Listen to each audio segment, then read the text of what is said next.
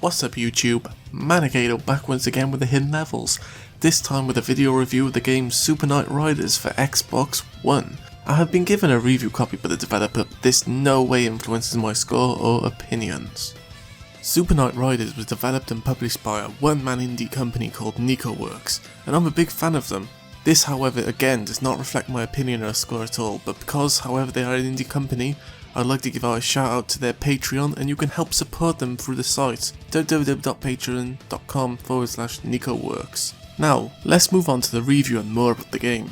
Super Night Riders is a modern arcade racing game inspired by retro classics. You are Alice, a beautiful and talented motorcyclist known as the Red Rider. In this game, your position in the race doesn't matter. This game is new and improved successor to Night Riders, one of their past games from July 2015, which made it onto Ouya, Amazon Fire TV, GameStick and Google Play. A few statements on their site states, ride through 36 beautiful stages in 6 challenging courses, and also the gameplay is fast, responsive, similarly to the best retro racers, while the low poly style is inspired by the early 3D arcades. Now let's start with the positives. The one thing I love straight away about this game is the scene changes and the retro scenery. The minimalistic approach works well and feels like a retro racer indeed, like Outrun for example. At the current time with this review, there aren't actually any other retro styled racers like this on Xbox One or the 360, with Outrun of course being delisted on the Xbox 360 in December 2011 due to licensing reasons. I love in fact the single player works well in this game, without the common feeling of often wanting co-op or Xbox Live Play, as is so common with indies today. This is one of those games which only needs single player, with the premise being around time trials with the score as a bonus. That is of course when you finish a race and are presented with leaderboards which then shows the score. The leaderboards are Xbox Live enabled, meaning you can compete with people all over the world. I've had a few run-in with my friends however, but there's no way to scroll up or down the leaderboards, so you can only see the people near you. I'd love to be able to compare my score with friends or be able to scroll through them. Now talking of scores, this game has easy gamer score, and with some practice you can get the full 1000G in 2 hours. However, now is the time to bring up the negatives to this game. The first thing which really annoys me are the sounds, the constant buzzing from your vehicle which is apparently stuck forever in an endless max RPM cycle without your engine even caring.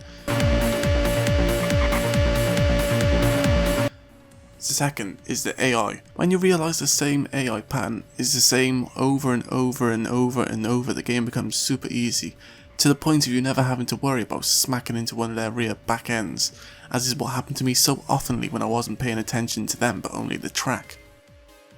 The fact there's no story mode, I would have loved to have a story mode in the game. There feels like there's much potential to add a story or at least some sort of backbone with the game.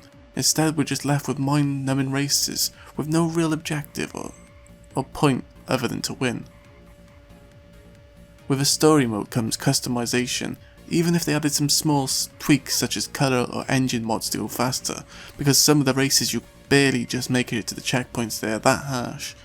You know, just those little two things, if they had them, that would be so much better, but they lack story mode, they lack customization, and in the end, I completed all the game had to offer in just 2 hours. And in conclusion, I was pretty disappointed in the price and the fact we never got to make any connection with Alice, the main character. Sure, she's on the bike, but maybe an introductory cutscene or some cool mouth dripping scenes of her mounting my bike.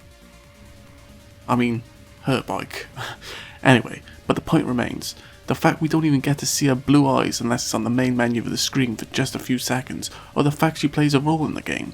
On their website there's even drawn a model of Alice. It just feels like you're using a standard generic racing model. Without researching and reading that the fact I'm racing as a girl called Alice, I wouldn't even have the faintest idea at all apart from a few whimsical moans.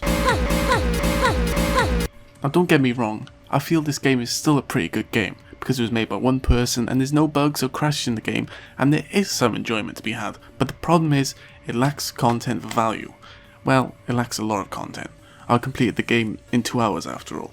30 minutes of that was doing the one race, so $9.99 seems a real high price. Perhaps $4 or something around that price would have been much better, and for that reason, I score the game a wait for the sale. But thanks for watching as always guys, I'll be back soon with another review. Leave a thumbs up or down if you enjoyed, feel free to comment and subscribe. Thanks again guys, and I'll see you soon with the next review.